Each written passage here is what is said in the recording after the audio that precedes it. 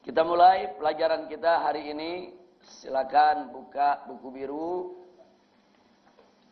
Pelajaran kita dalam beberapa hari ini masih menyangkut yaitu pendalaman akidah aswaja sekaligus perbandingan antara akidah aswaja dengan akidah-akidah di luar daripada aswaja dalam berbagai persoalan supaya kita tahu di mana sebetulnya posisi ahlus sunnah wal jamaah. Nah, saya perlu ingatkan bahwa salah satu penyebab munculnya firqah-firqah, munculnya golongan-golongan di kalangan umat Islam adalah bagaimana cara mereka melihat tentang kekhilafahan setelah Nabi kita Sayyiduna Muhammad sallallahu alaihi wasallam. Nah, akibat perbedaan mereka dalam pandangan ini akhirnya muncul firqah-firqah. Semakin hari semakin tajam pertentangannya. Bahkan belakangan yang semula mereka berbeda pendapat dalam persoalan murni fikih ditarik menjadi urusan akidah. Sebetulnya perbedaannya urusan fikih. Nah, tapi akhirnya karena fanatik yang tidak pada tempatnya, karena mengikuti hawa nafsu, akhirnya masalah fikih tadi ditarik menjadi masalah akidah. Nah, begitu ditarik menjadi masalah akidah, akhirnya antar kelompok menjadi mudah saling mengkafirkan satu dengan lainnya. Nah, salah satu masalah yang membuat terpecahnya umat Islam menjadi firqah-firqah, yaitu kita akan pelajari tentang akar daripada masalah perpecahan umat Islam. Tidak lain dan tidak bukan adalah kekhilafahan setelah Nabi kita Muhammad sallallahu alaihi wasallam. Yani al-khilafah ba'da Rasulillah. Nah, ini yang akan kita pelajari pada hari ini. Di buku ada di yang keempat. Jadi buka yang keempat.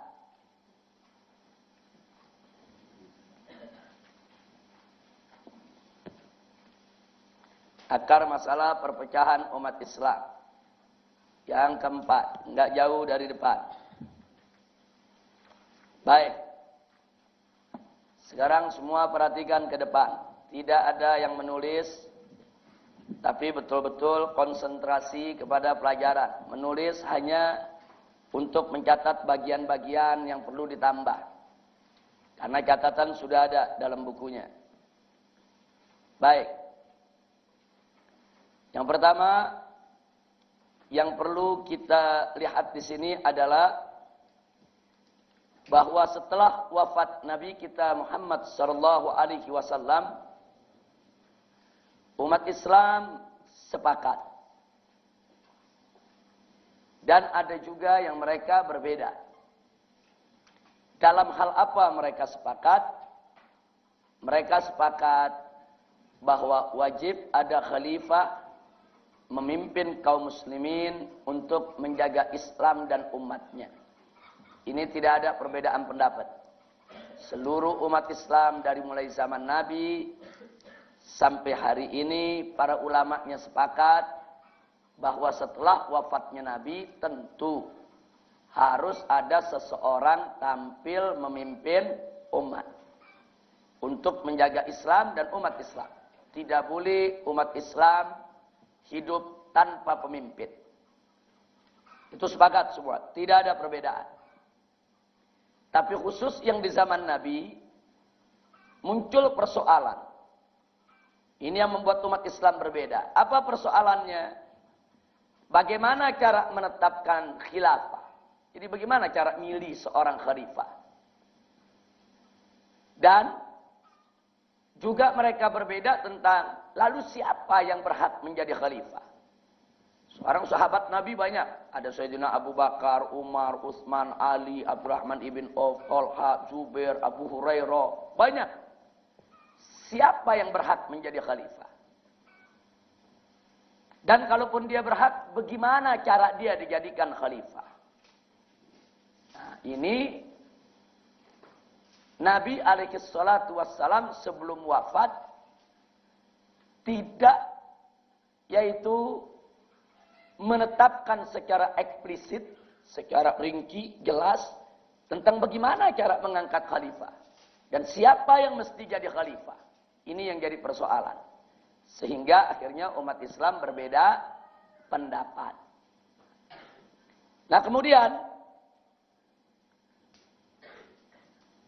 setelah wafat Nabi alaihissalam tentang bagaimana cara penetapan khalifah, di tengah umat Islam ada 3 pendapat. Yang pertama, mengatakan harus ada wasiat dari Nabi. Yang kedua, mengatakan cukup isyarat saja dari Nabi. Yang ketiga, mengatakan itu kan persoalan ijtihad. Tidak perlu ada wasiat dan tidak perlu juga ada isyarat. Tidak mesti. Karena itu adalah persoalan ijtihad. Jadi perhatikan baik-baik. Setelah wafat Nabi, bagaimana cara menetapkan seorang khalifah untuk memimpin umat? Maka ada 3 pendapat yang beredar di tengah-tengah umat Islam. Yang pertama mengatakan wajib dengan wasiat. Yang kedua mengatakan sekurangnya harus ada isyarat. Yang kedua, sedangkan yang ketiga mengatakan tidak mesti ada wasiat maupun isyarat, tapi cukup ijtihad. Bagaimana para sahabat Nabi berijtihad? Itu cukup untuk menjadi dasar pelaksanaan untuk menetapkan khalifah setelah Nabi kita Sayyiduna Muhammad sallallahu alaihi wasallam. Nah, kemudian yang wasiat punya alasan khilafah adalah masalah besar. Bukan masalah kecil. Ini masalah kepemimpinan umat untuk melindungi agama dan melindungi kaum muslimin. Nah, urusan sebesar ini nggak mungkin dibiarkan ditinggalkan oleh Nabi tanpa wasiat. Mustahil. Pasti ada wasiat dari Nabi tentang siapa yang harus menjadi khalifah setelah Nabi. Ini alasan kelompok yang pertama yang mengatakan harus ada wasiat.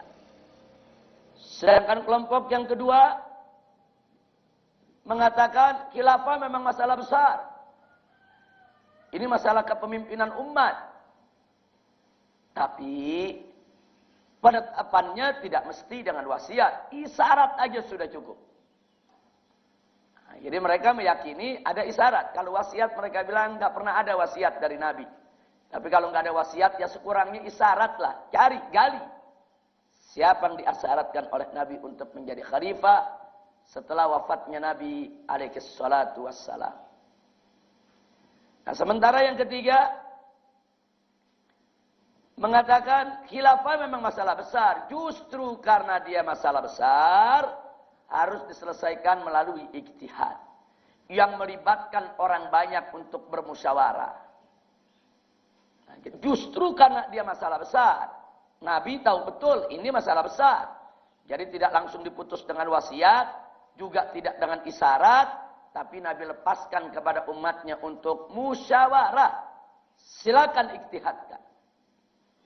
Nah, ini masing-masing punya alasan. Nah, jadi kemarin kita sudah belajar bagaimana terjadinya perbedaan pendapat. Kemudian kita sudah pelajari juga bagaimana sikap kita untuk menghadapi perbedaan pendapat. Nah, dan untuk mempelajari latar belakang daripada lahirnya pendapat. Jadi bisa dilihat di sini, inilah latar belakang pemikiran. Bagaimana menyebabkan perbedaan pendapat tentang siapa yang harus menjadi khalifah setelah wafatnya Nabi kita Sayyiduna Muhammad sallallahu alaihi wasallam.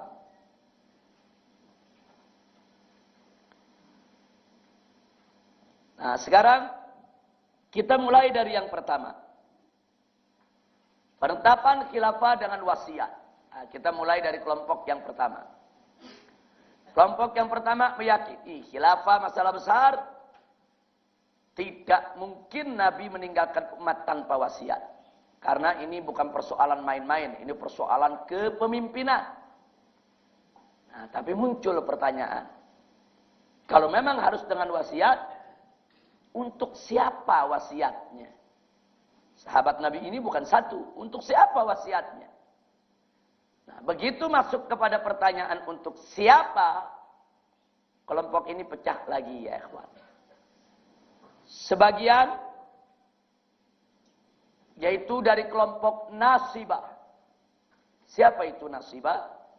Nasibah itu adalah kelompok yang membenci Ahlul Bait Nabi. Jadi ingat, kelompok yang benci kepada keluarga Nabi itu disebut Nasibah atau jamaknya Nawasib. Jadi kalau Anda mendengar Nasibah, Nawasib, oh ini kelompok yang benci dengan keluarga Nabi. Nah, kelompok Nasibah mengatakan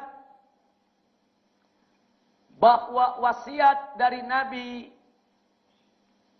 tentang kekhilafahan setelah wafat beliau ada, dan wasiat tersebut ditujukan untuk Sayyiduna Abu Bakar Siddiq radhiyallahu taala anhu. Tidak untuk yang lainnya. Nah, di sini mereka menggunakan seluruh ayat Al-Qur'an dan hadis-hadis Nabi yang berkaitan dengan keistimewaan Sayyiduna Abu Bakar Siddiq radhiyallahu taala anhu. Bagaimana Al-Qur'an menceritakan tentang kedekatan Sayyidina Abu Bakar dengan Nabi, bagaimana pada saat hijrah, bagaimana saat masuk di goa, bagaimana pengorbanan Sayyidina Abu Bakar. Itu semua ayat-ayat tentang yaitu keistimewaan Sayyidina Abu Bakar itu dijadikan sebagai dalil. Ini dalil bahwa Abu Bakar diwasiatkan oleh Nabi untuk menjadi khalifah. Ditambah lagi hadis-hadis. Nah, di antaranya Nabi ketika sakit menjelang ajal. Nah, ketika itu jamaah kaum muslimin menunggu untuk sholat berjamaah. Tapi Nabi sakit tidak bisa keluar untuk memimpin sholat berjamaah. Kemudian beliau perintahkan kepada Sayyidina Abu Bakar untuk menjadi imam. Nabi enggak suruh yang lain jadi imam. Nabi suruh Sayyidina Abu Bakar menjadi imam. Nah, kelompok ini mengatakan ini adalah wasiat. Jadi bagi mereka ini wasiat. Nah, artinya Nabi menjelang ajal yang biasanya setiap hari Nabi menjadi imam dalam sholat 5 waktu. Kali ini karena beliau sakit, beliau tidak suruh Sayyidina Umar, beliau tidak suruh Sayyidina Utsman, beliau tidak suruh Sayyidina Ali, keluarganya sendiri untuk menjadi imam. Yang beliau suruh adalah Sayyidina Abu Bakar. Dan sholat itu merupakan miniatur kepemimpinan. Miniatur kepemimpinan adalah sholat. Di mana orang menjadi imam di dalam sholat, dia berhak untuk menjadi imam di luar sholat. Nah, jadi ini yang dijadikan dalil. Dan masih banyak hadis-hadis yang lainnya yang menunjukkan keutamaan Sayyidina Abu Bakar Siddiq radhiyallahu taala anhu. Nah, kemudian kelompok yang kedua adalah kelompok Syiah. Nah, Syiah ini terbagi-bagi. Nah, Syiah ini terbagi-bagi. Ada Syiah Gulat, yaitu Syiah yang sudah keluar dari jalur Islam, yaitu yang menuhankan Ali atau menabikan Ali atau menganggap Imam 12 sebagai titisan Tuhan dan seterusnya dan seterusnya. Itu disebut Syiah Gulat. Kemudian ada lagi Syiah Rafidhah. Syiah Rafidhah adalah kelompok Syiah yang secara demonstratif dan konfrontatif menunjukkan rasa kebenciannya dan permusuhannya kepada Sayyidina Abu Bakar dan Sayyidina Umar serta sahabat-sahabat Nabi yang lainnya. Nah, jadi kelompok Rafidhah ini lawan daripada Nasibah. Kalau Nasibah kelompok yang benci dengan keluarga Nabi dengan dalih, dengan alasan membela sahabat Nabi. Sementara kelompok Rafidhah sebaliknya. Kelompok yang benci sahabat Nabi dengan dalih, dengan alasan kalau mereka itu membela keluarga Nabi. Nah, kelompok Syiah ada juga yang tidak gulat dan tidak Rafidhah. Artinya dia tidak menuhankan Ali dan dia juga tidak mencaci maki para sahabat Nabi. Menunjukkan permusuhannya seperti Syiah Zaidiyah. Nah, jadi ini lain lagi. Jadi Syiah itu nggak bisa dipukul rata. Jadi jangan kita katakan semua Syiah itu menuhankan Ali, tidak betul. Jadi ada Syiah yang menuhankan Ali, menabikan Ali, dia sudah keluar dari Islam, sudah murtad. Ada Rafidhah.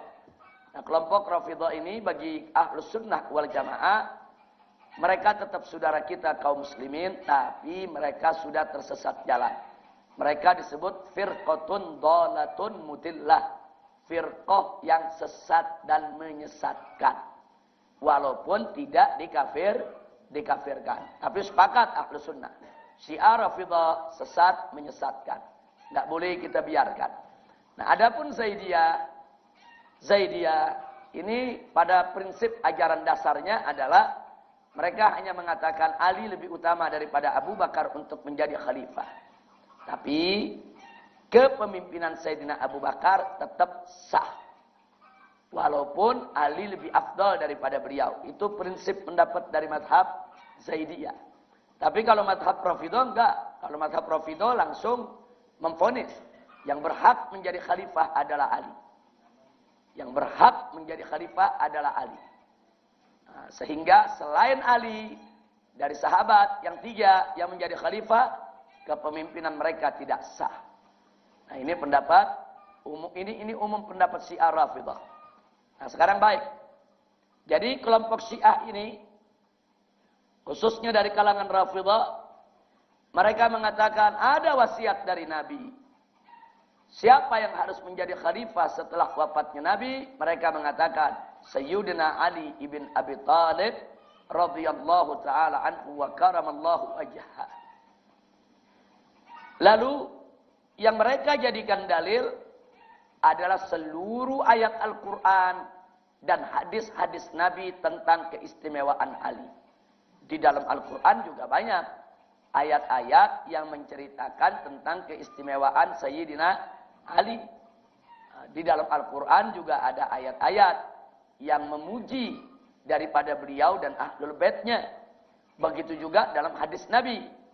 Nah, di antaranya yang mereka jadikan dalil hadis di mana Nabi mengatakan kepada para sahabat, "Man kuntu maula fa Ali maula." Barang siapa aku menjadi pelindungnya, pemimpinnya, maka Ali adalah pemimpinnya. Nah, bagi kelompok ini mengatakan ini hadis eksplisit terang-terangan menyebut kalau aku pemimpinnya, kata Nabi, barang siapa aku menjadi pemimpinnya, ya Ali pemimpin dia. Kalau ini sudah eksplisit, ini udah nggak boleh lagi dibantah. Ini wasiat dari Nabi. Ada lagi hadis waktu Nabi meninggalkan Madinah dalam satu peperangan. Kemudian Sayyidina Ali tidak diizinkan untuk ikut perang ketika itu. Tapi Sayyidina Ali diangkat oleh Nabi untuk menjadi pemimpin di kota Madinah. Artinya selama Nabi tidak ada berangkat perang, Ali yang memimpin, menjaga, melindungi, yaitu kota Madinah. Ini juga dijadikan dalil oleh kalangan Syiah ini. Dan hadis ini di Ahlus Sunnah ada. Man kuntu maula fa Ali maula, itu hadisnya Ahlus Sunnah, bukan hadisnya Syiah. Nah, begitu juga tentang Sayyidina Ali diangkat, yaitu menjadi yastakhlifuhur Rasul sallallahu alaihi wasallam. Nabi mengangkatnya menjadi khalifah sementara, pemimpin sementara di Madinah, sementara Nabi sedang memimpin perang. Ini juga ada di hadis-hadis Ahlus Sunnah. Kemudian ada lagi ketika itu Sayyidina Ali cukup bersedih. Kenapa beliau ditinggalkan di Madinah? Orang yang suka berperang. Beliau suka betul dengan jihad. Jadi beliau tidak ingin ketinggalan dalam setiap panggilan jihad. Tapi Nabi mengatakan kepada Ali, "Ya Ali, apakah enggak suka bahwa kedudukanmu di sisiku seperti kedudukan Harun di sisi Musa?" Nah, jadi di sini hadis-hadis semacam ini digunakan sebagai dalil bahwa Alilah yang diwasiatkan Nabi untuk menjadi khalifah. Baik, itu yang wasiat. Sekarang kita masuk yang isyarat. Mereka yang berpendapat dengan isyarat juga berbeda untuk siapa isyaratnya. Nah, yang pertama mari kita lihat. Ibnu Taimiyah dan mereka-mereka yang sepakat dengannya itu mengatakan isyarat itu untuk Sayyiduna Abu Bakar Siddiq radhiyallahu taala anhu. Apa yang dijadikan dalil? Dalilnya sama. Yaitu semua ayat Al-Quran dan hadis tentang keistimewaan Sayyidina Abu Bakar. Jadi kata mereka apa? Itu ayat Quran dan hadis-hadis tentang keistimewaan Abu Bakar yang tadi digunakan oleh kelompok Nasibah, digunakan juga oleh kelompok ini. Cuma bedanya, dalilnya sama. Cuma bedanya, kelompok ini mengatakan itu bukan wasiat, itu namanya isyarat. Kalau wasiat itu, aku wasiatkan kepada kalian hai umat Islam. Kalau aku meninggal dunia, Abu Bakar yang menjadi khalifah. Atau Ali yang menjadi khalifah. Itu baru wasiat. Tapi kalau Nabi sakit, kemudian Sayyidina Abu Bakar diperintahkan untuk menjadi imam sholat. Menjelang daripada kematian Nabi alaihi salatu wassalam. Itu bukan wasiat. Itu namanya isyarat. Jadi dalilnya sama. Tapi pemahaman yang berbeda. Sudut pandang yang berbeda. Kalau yang tadi melihat ini dalil wasiat. Sementara kelompok ini mengatakan ini dalil isyarat. Nah, yang kedua. Kelompok Zaidiyah. Nah, ini Zaidiyah ini dari kalangan Syiah. Jadi selain Syiah yang kita sebutkan tadi. Nah Zaidiyah mengatakan tidak ada wasiat. Yang ada isyarat. Untuk siapa itu isyarat? Untuk Sayyidina Ali ibn Abi Thalib radhiyallahu taala anhu. Dalilnya sama dengan dalil kelompok Syiah. Semua ayat Al-Quran dan hadis Nabi alaihi salatu wassalam yang memaparkan tentang keutamaan Sayyidina Ali dijadikan sebagai dalil isyarat. Jadi dalil mereka sama, cuma bedanya kalau kelompok Syiah Rafidhah mengatakan dalil-dalil itu bukti kalau Nabi berwasiat. Tapi kalau kelompok Zaidiyah mengatakan enggak, itu bukan wasiat. Kalau wasiat tuh mesti eksplisit. Kalau aku meninggal dunia, dia yang menjadi khalifah. Itu wasiat. Enggak ada Nabi mengatakan begitu.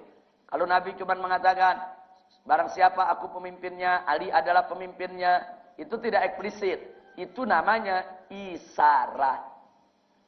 Nah inilah kita bisa lihat, yaitu perbedaan yang ada di dalam pendapat tentang isyarat. Jadi yang wasiat pecah menjadi dua pendapat. Yang isyarat pecah menjadi dua pendapat. Jadi berapa tuh pendapat? Sudah 4. Tadi pendapat cuma 5. Tapi yang pendapat cuma 3. Tapi ingat, yang pertama pecah 2. Yang kedua juga pecah menjadi 2. Sekarang yang ketiga. Yang ketiga mengatakan di dalam penetapan khalifah setelah wafatnya Nabi alaihi salatu wassalam tidak ada wasiat dan tidak ada isyarat. Yang ada adalah ijtihad. Nah, lalu ijtihad itu untuk siapa? Maka mereka menjawab ijtihad itu ya untuk semua umat Islam. Baik dia keluarga Nabi maupun sahabat Nabi yang memang memenuhi syarat, yaitu agamanya bagus, akhlaknya bagus, ilmunya bagus, orangnya soleh, baik, berhak menjadi khalifah. Siapa saja dari sahabat berhak untuk menjadi khalifah. Bukan Sayyidina Abu Bakar saja, bukan Sayyidina Ali saja, bukan Sayyidina Umar dan Sayyidina Utsman saja. Siapapun keluarga Nabi dan siapapun para sahabat Nabi yang memenuhi syarat, semua berhak untuk menjadi khalifah. Nah, lalu tinggal bagaimana cara menentukannya? Ya cara menentukannya musyawarah. Nah, lalu bagaimana dengan dalil-dalil yang dipakai oleh kelompok tadi? Nah, Kelompok ini yang tidak lain dan tidak bukan adalah kelompok Ahlus Sunnah wal Jamaah mengatakan bahwa seluruh nas Al-Quran dan hadis, semua ayat-ayat Quran dan semua hadis-hadis Nabi yang memaparkan keistimewaan Sayyidina Abu Bakar maupun Sayyidina Ali radhiyallahu taala anhuma adalah fadail dan managib masing-masing. Itu merupakan keistimewaan Abu Bakar yang tidak dimiliki sahabat lain. Itu merupakan keistimewaan Sayyidina Ali yang tidak dimiliki oleh para sahabat lain. Itu namanya fadail. Itu namanya managib. Yang tidak ada kaitan sama sekali dengan urusan khilafah. Tapi kalau dikatakan, oh dengan keistimewaan yang dimiliki oleh Abu Bakar berhak menjadi khalifah. Betul. Oh keistimewaan yang dimiliki oleh... Ini kalau ditinggal berdebat lagi mereka harus tuntas. Ini kondisi yang sangat genting dan berbahaya. Saat itu juga Sayyidina Abu Bakar mengangkat tangan Sayyidina Umar dan Sayyidina Ubaidah ibn Jarrah. Jadi beliau katakan, kalau memang kalian harus mengangkat pemimpin saat ini juga, harus ada khalifah saat ini juga, silakan kalian pilih satu di antara dua ini. Jadi beliau angkat tangan Sayyidina Umar dengan tangan Sayyidina Abu Ubaidah. Nah, jadi ketika diangkat sedemikian rupa, Sayyidina Umar kaget. Beliau langsung tarik tangannya. Beliau katakan, demi Allah ya Abu Bakar, aku tidak melihat ada seorang sahabat pun yang lebih baik daripada engkau. Mana mungkin kau usulkan aku untuk menjadi khalifah? Enggak bisa. Saat itu juga Sayyidina Umar langsung mengambil tangan Sayyidina Abu Bakar, berjabat tangan, menyampaikan baiat. Aku sampaikan baiat sumpah setiaku kepada engkau. Engkau yang mesti jadi khalifah. Ternyata peristiwa tadi direspon oleh orang-orang Ansor. Begitu Sayyidina Umar menjabat tangan Sayyidina Abu Bakar, dibaiat menjadi khalifah, seluruh Ansor berebut menjabat tangan Sayyidina Abu Bakar Siddiq. Kecuali hanya ada satu pimpinan daripada Ansor yang ketika itu masih merasa kecewa, tapi tidak melakukan hal apapun, tidak melakukan pemberontakan, tidak melakukan hal-hal yang memecah belah umat. Tapi secara umum seluruh orang Ansor langsung memberikan baiat kepada Sayyidina Abu Bakar Siddiq. Saya mau tanya, itu namanya musyawarah bukan? Musyawarah. Itu namanya musyawarah. Pemilihannya memang langsung orang-orang Ansor yang pilih. Tapi itu disebut musyawarah. Begitu mesti musyawarah. Orang kalau musyawarah itu bukan cari menang kalah, tapi cari benar salah. Orang kalau musyawarah itu yang dilihat bukan banyaknya suara, tapi kekuatan argumentasi. Jadi Sayyidina Abu Bakar itu bicara, padahal muhajirin cuma 3 orang. Berhadapan dengan ribuan Ansor. Kalau pemungutan suara, kalah muhajirin. Orang Ansor lebih banyak. Kalau voting, muhajirin kalah. Nah, tapi ini bukan urusan voting, ini urusan musyawarah. Kalau musyawarah, yang dilihat bukan jumlah suara, yang dilihat kekuatan argumentasi. Manakala orang berargumentasi, argumentasinya kuat, bagus, mendasar, ada ayat Quran, ada hadis Nabi, berhasil membuka cakrawala berpikir umat muqtani, umat merasa tenang, puas, dengan dalil, tidak ragu, mereka terima. Nah, ini keunggulan Sayyidina Abu Bakar luar biasa. Beliau musyawarah, memberikan nasihat, begitu bagus. Walaupun muhajirin cuma bertiga, Ansor semua tunduk. Baik, kalau begitu muhajirin yang menjadi khalifah. Subhanallah. Nah, ini namanya musyawarah. Nah, sekarang kita berpindah ke Sayyidina Umar. Sayyidina Abu Bakar sudah berpengalaman. Kalau meninggalkan umat tanpa ada pengganti, beliau takut. Jangan-jangan nanti pertikaiannya lebih hebat. Kalau kemarin saja Nabi baru wafat ada pertikaian, apalagi nanti masa Nabi wafat udah jauh. Nah, ini khawatir nanti kalau Sayyidina Abu Bakar tidak ada, meninggal dunia, kemudian umat ribut lagi soal khilafah. Nah, karena itu Sayyidina Abu Bakar melakukan jajak pendapat. Bagaimana jajak pendapatnya? Sayyidina Abu Bakar bertanya-tanya kepada para sahabat. Semua ditanya satu-satu. kalau aku sudah tidak menjadi khalifah, kalau aku berhalangan tetap, kalau aku kembali kepada Allah, kalau aku sudah tiada, kira-kira siapa yang paling pantas menjadi khalifah? Tanya sahabat ini, jawabnya, oh siapa lagi kalau bukan Umar? Tanya sahabat yang satu, oh siapa lagi kalau bukan Umar? Bahkan sampai kalau ada utusan datang dari daerah, gubernur-gubernur, datang dari daerah ke Madinah, ditanya oleh Abu Bakar Siddiq, kalau aku nanti sudah tidak ada, menurutmu siapa yang paling pantas untuk menggantikanku? Hampir semua delegasi dari daerah menjawab sama. Siapa lagi ya Amirul Mukminin ya Khalifah Rasulullah kalau bukan Umar Ibnul Khattab? Nah, jadi tolong jaga baik-baik. Saya tanya, itu kalau zaman sekarang disebut apa tuh? Jajak pendapat. Itu disebut polling. Cuma bedanya kalau polling sekarang pakai SMS, nah dulu direct langsung tanya orang ke orang, tokoh ke tokoh. Itu juga namanya musyawarah. Nah setelah Sayyidina Abu Bakar, ada beberapa sahabat yang mencalonkan yang lain. Oh sebaiknya si fulan, sebaiknya si fulan. Tapi ar-ra'yul am, pandangan umum, semua menuju kepada Sayyidina Umar Ibn Khattab. Maka itu Sayyidina Abu Bakar mengangkat Sayyidina Umar sebagai putra mahkota. Nah, itu namanya dalam bahasa Arab disebut istikhlaf. Nah, artinya istikhlaf. Sayyidina Abu Bakar mengumumkan, kalau aku tiada, Umar yang menggantikanku. Dan begitu diumumkan oleh Sayyidina Abu Bakar, nggak ada yang protes. Semua muhajirin terima, semua ansor terima. Makanya ketika Sayyidina Abu Bakar wafat, Sayyidina Umar langsung menjadi khalifah. Selesai. Nggak ada rapat lagi. Nggak ada musyawarah lagi. Inilah yang disebut istikhlaf. Nah, kenapa Sayyidina Abu Bakar melakukan istikhlaf? Supaya jangan sampai terjadi keributan di tengah-tengah umat soal kepemimpinan. Ternyata Sayyidina Abu Bakar berhasil. Begitu beliau meninggal, nggak ada keributan. Semua sepakat Sayyidina Umar sudah ditunjuk. Silakan langsung untuk menjadi khalifah. Nah, jadi kita bisa lihat. Nah, saya mau tanya sekali lagi. Berarti yang kedua ini musyawarah bukan? Musyawarah. Cuman bentuknya lain. Musyawarah itu kan banyak bentuknya.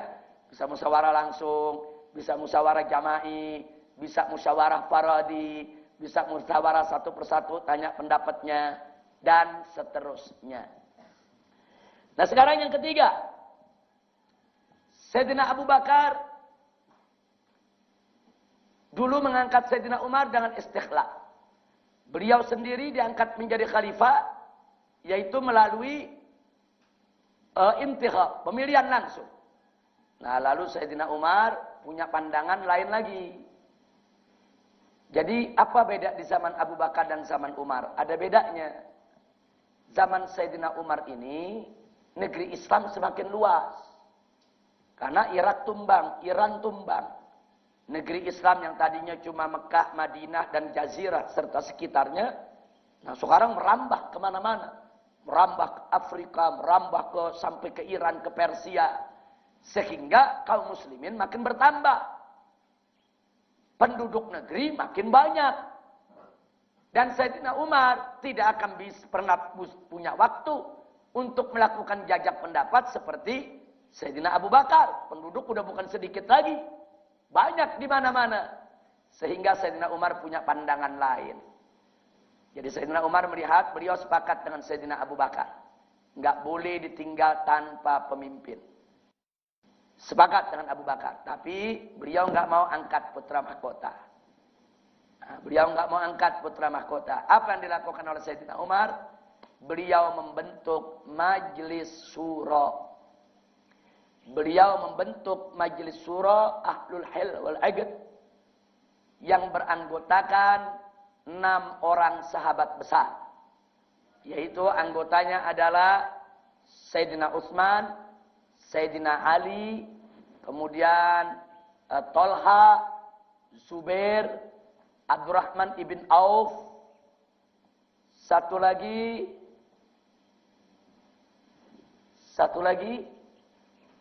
ada ingat?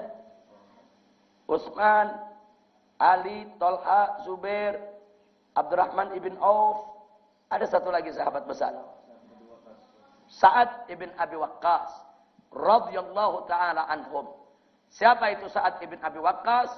Itu panglima perang yang berhasil merebut daripada As-Sawadul Iraq, yaitu tanah-tanah di Irak sampai ke Persia sana, yang memimpin dan memenangkan perang Al-Qadisiyah. Jadi 6 ini tokoh besar. Enggak ada umat Islam yang enggak kenal. Sayyidina Utsman, Sayyidina Ali, Sayyidina Tolha, Sayyidina Zubair, Sayyidina Abdurrahman ibn Auf, Sayyidina Sa'ad ibn Abi Waqqas radhiyallahu taala anhum. Sayyidina Umar bentuk mereka dalam majelis syuro dan Sayyidina Umar memberikan amanah.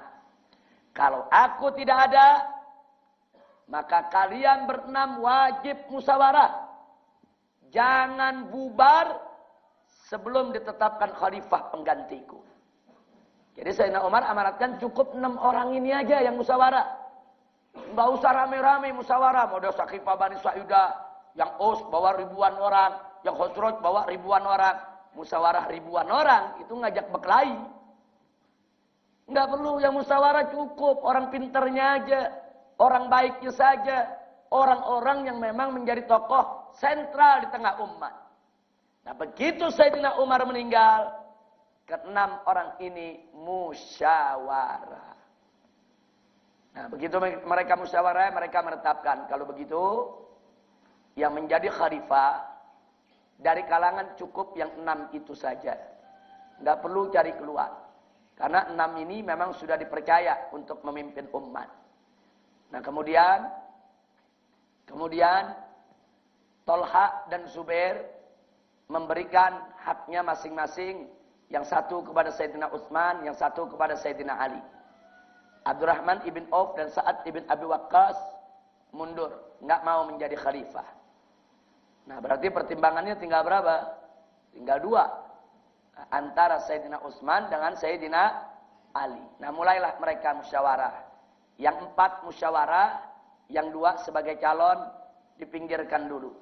Nah, akhirnya mereka sepakat siapa yang harus diangkat menjadi khalifah, maka mereka harus menjawab pertanyaan dulu. Yang pertama kali dipanggil adalah Sayyidina Ali.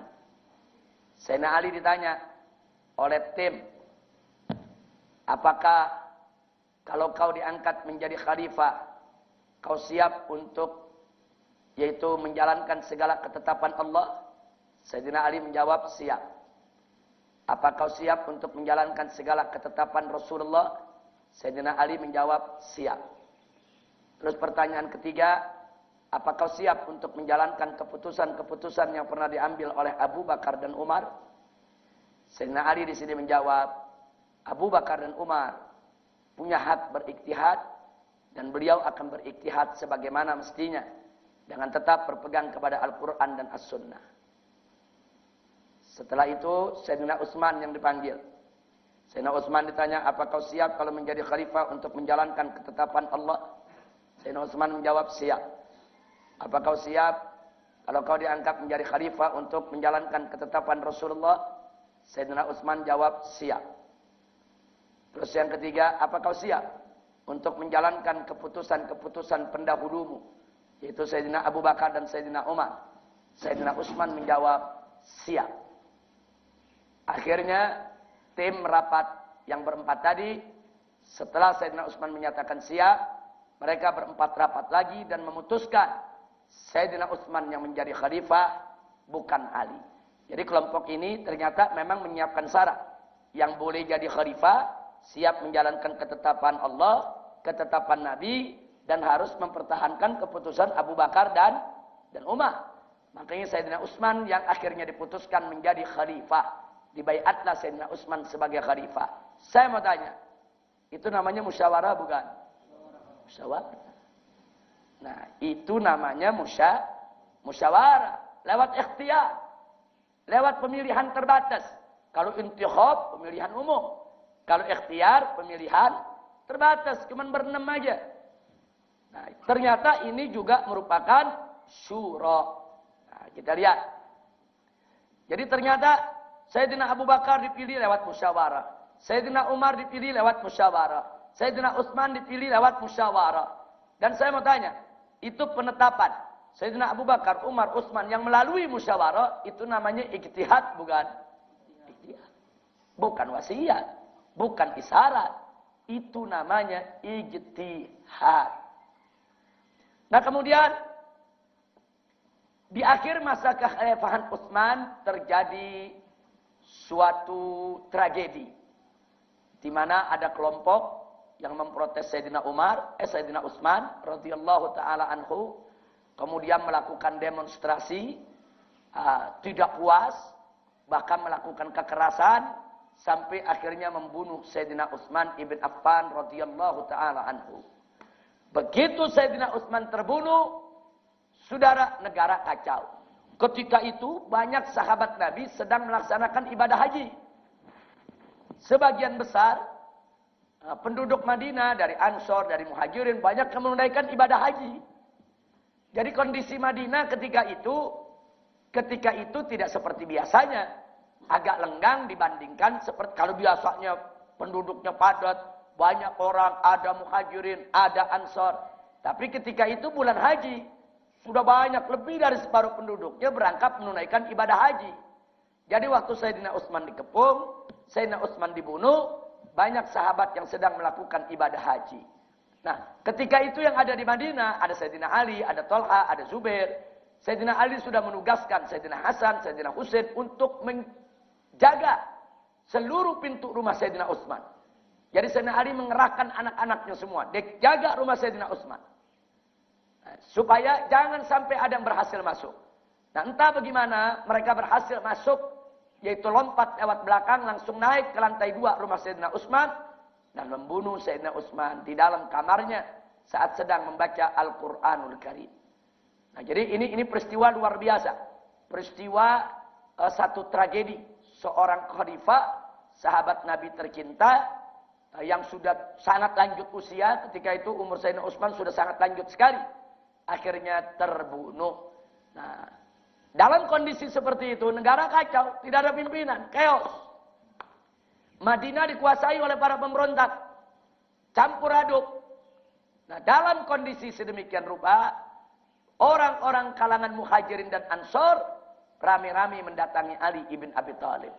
Nah, mereka katakan, ya Ali, ini negara nggak boleh dilepaskan begitu saja. Ini kalau tidak ada khalifah, kacau, hancur kita punya negeri. Ini kalau tidak ada khalifah, besok negeri-negeri kafir, dari orang-orang Romawi, dari tentara-tentara salib bisa nyerbu kita. Nggak boleh di negeri nggak ada khalifah. Sayyidina Ali menolak. Kelompok ini tetap menekan Sayyidina Ali untuk menjadi khalifah. Tidak ada jalan lain. Nah kemudian mereka-mereka yang antara penduduk dengan mereka yang berontak demo itu sudah campur aduk. Nah, sudah campur aduk. Nggak mudah untuk dipisahkan. Akhirnya dukungan kepada Sayyidina Ali semakin besar. Akhirnya semua penduduk Madinah yang terlibat dalam demo, yang tidak terlibat dalam demonstrasi, semuanya akhirnya sepakat untuk mengangkat Sayyidina Ali sebagai khalifah. Untuk menyelamatkan negeri. Akhirnya Sayyidina Ali tidak ada pilihan lain. Jangan sampai negara tidak ada khalifah. Jangan sampai negara tidak ada pimpinan. Beliau terima baiat mereka semua. Dan Sayyidina Ali menjadi khalifah. Nah, ketika itu sahabat-sahabat menuntut supaya pembunuh-pembunuh Sayyidina Utsman diadili. Ya, Sayyidina Ali siap untuk mengadili mereka. Tapi Sayyidina Ali meminta supaya seluruh provinsi negeri-negeri Islam tenang dulu, jangan bergejolak, jangan melakukan tindakan apapun, supaya pemeriksaan satu persatu mana yang terlibat dalam pembunuhan dan mana yang tidak terlibat, itu bisa berjalan lancar. Tapi sayang, sejuta sayang, ada sejumlah kelompok, yaitu yang terpancing, terprovokasi, dengan provokasi-provokasi Yahudi untuk mengadu domba, yaitu umat Islam. Nah, mereka provokasi. Ini Sayyidina Ali mau lindungi pemberontak nih. Ini Sayyidina Ali nggak mau bunuh mereka, nggak mau hukum mereka. Udah angkat senjata aja, kita bunuh aja mereka sendiri. Nah, akhirnya mereka membentuk kelompok-kelompok bersenjata. Mereka datang untuk menyerbu Madinah, untuk membunuh semua yang terlibat dalam pembunuhan Utsman. Akhirnya negara jadi chaos. Karena semua ingin main hakim sendiri. Sayyidina Ali mengatakan jangan, duduk dulu. Tenang semua, jangan bergejolak. Enggak marah Sayyidina Utsman dibunuh. Andai kata ketika itu bukan bulan haji, yang penduduk Madinah Muhajirin dan Ansor masih banyak berkumpul di Madinah, enggak berani mereka untuk membunuh Utsman. Mereka mengambil kesempatan saat kota Madinah sedang kosong. Banyak orang melakukan ibadah haji. Nah, ini yang perlu kita ketahui.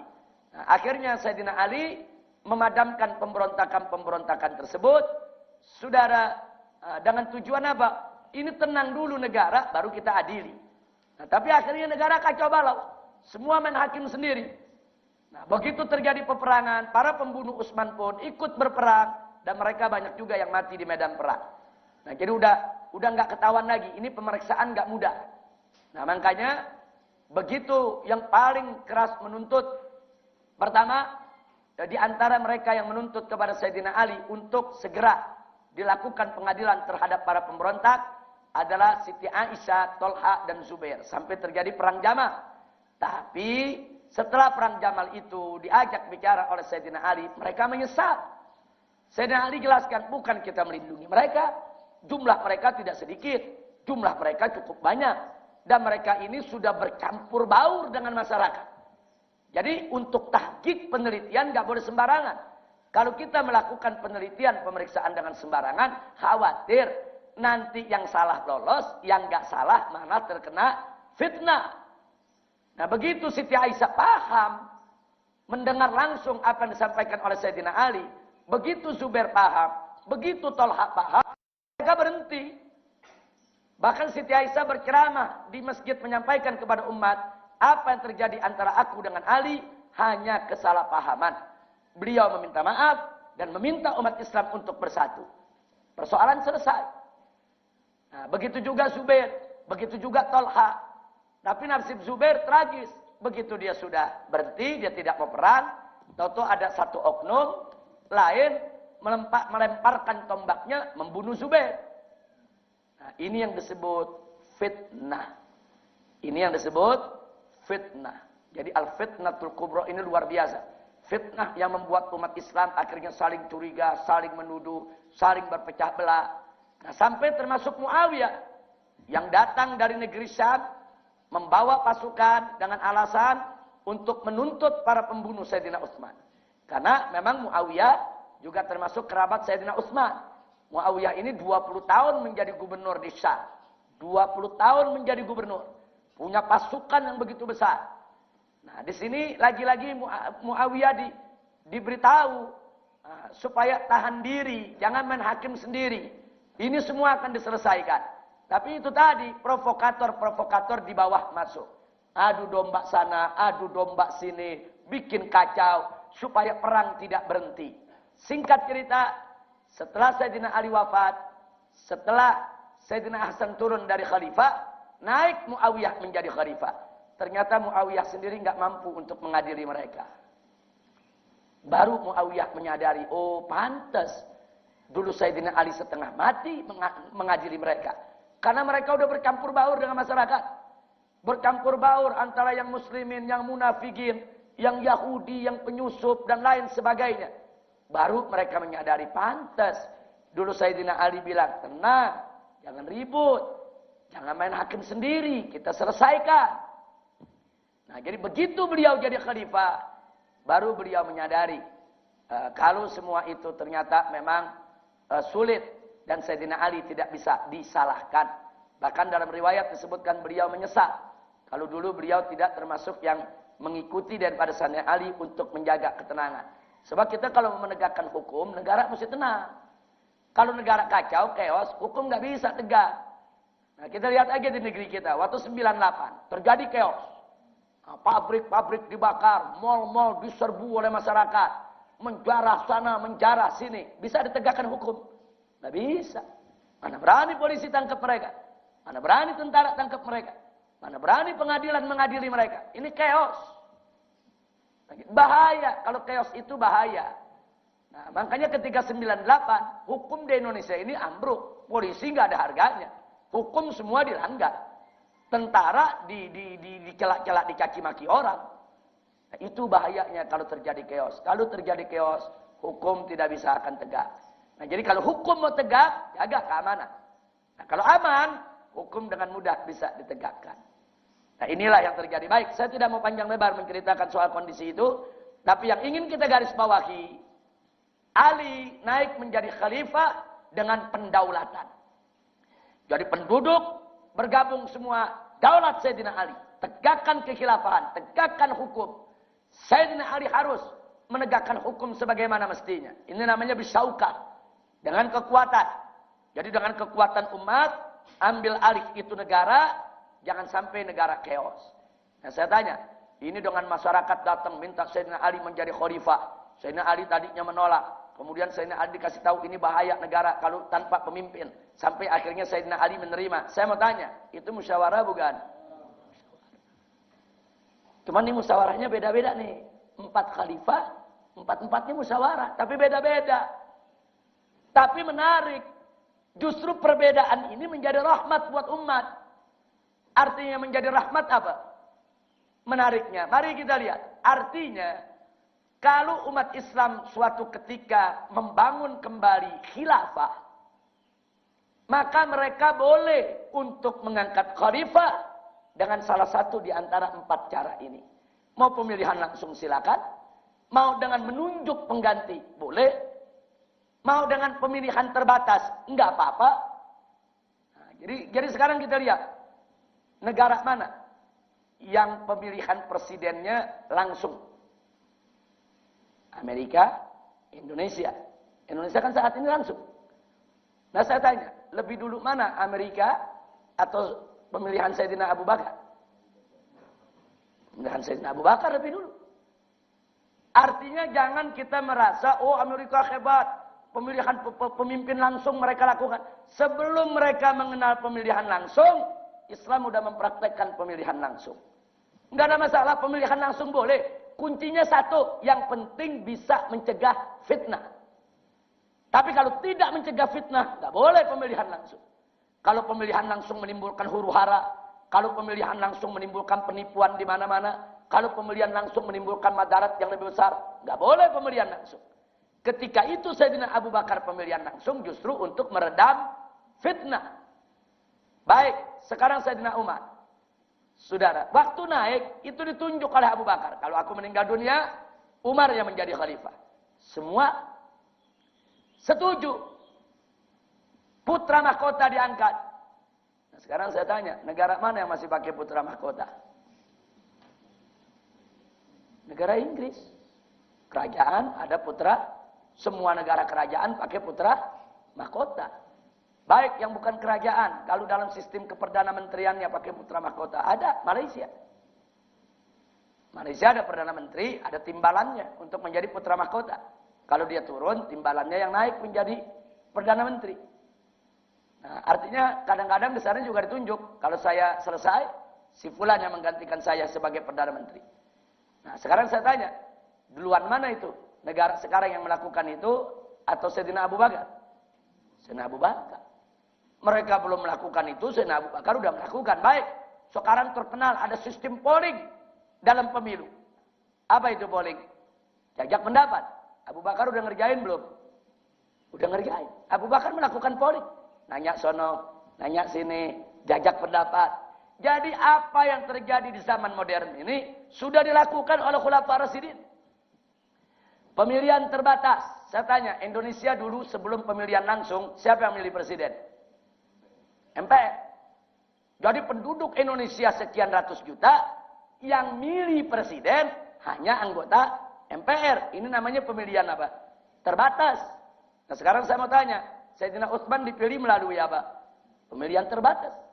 Jadi sebelum kita kenal sistem pemilihan terbatas lewat parlemen, Islam sudah menerapkan persoalan ini. Ini indahnya ijtihad. Jadi artinya khilafah nggak kaku. Kalau besok umat Islam sudah mendirikan khilafah, silakan. Mau pemilihan langsung boleh, mau pemilihan terbatas boleh, mau dengan penunjukan juga boleh, mau dengan pendaulatan juga boleh. Silakan. Yang penting lidaril fitan. Jangan sampai terjadi fitnah. Nah kalau begitu saya tanya, kalau begitu sistem Islam luas tidak? Fleksibel tidak?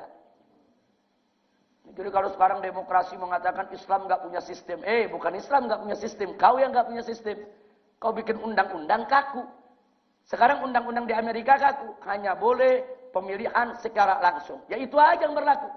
Lain itu nggak boleh. Undang-undang di Indonesia kaku, hanya boleh pemilihan secara langsung. Nah kalau suatu ketika terjadi suatu peristiwa di negeri kita, suatu ketika terjadi pemberontakan, suatu ketika presiden dibunuh, suatu ketika gedung parlemen ada yang bom, apa negara mau bubar? Ya enggak dong. Mesti ada keadaan darurat. Harus sah secara undang-undang. Begitu terjadi keadaan darurat, si fulan yang harus menjadi presiden. Bicarakan itu dulu sebelum kejadian. Sedia payung sebelum hujan. Nah, jadi Islam ini luas. Enggak memaksakan harus langsung. Enggak. Oh hari ini bagusnya langsung. Bikin langsung. Oh besok nih kondisinya enggak bagus nih. Kalau langsung bisa pertumpahan darah. Stop langsung. Tunjuk saja orang yang terbaik. Nah makanya saya katakan sekali lagi. Kalau gitu sistem Islam luas tidak?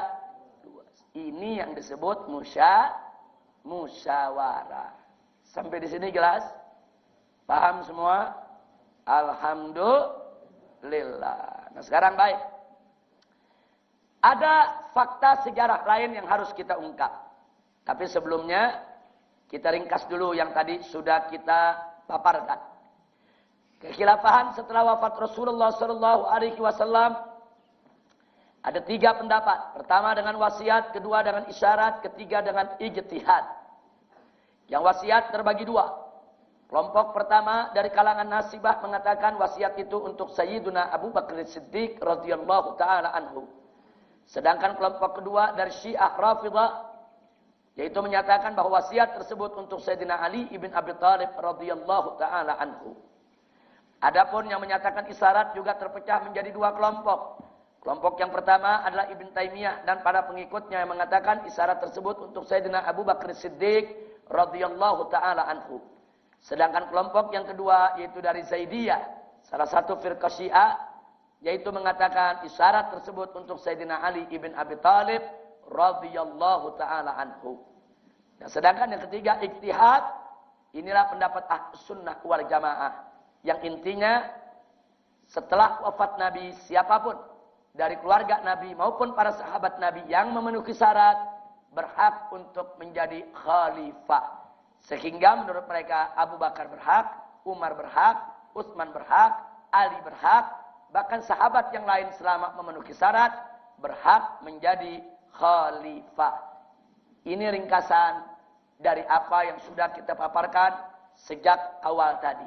Saya tanya dulu sekali lagi, kira-kira jelas tidak? Baik. Nah, ini sebetulnya bagian season pertama. Nah, kita akan masuk ke season kedua. Tapi saya tidak berikan waktu untuk tanya jawab dulu. Karena kalau nanti ada tanya jawab, pertanyaan Anda, insya Allah akan sudah dibahas pada yaitu season yang berikutnya. Jadi sampai di sini season pertama kita. Hadani Allah wa iyyakum ila siratal mustaqim. Wassalamualaikum warahmatullahi wabarakatuh.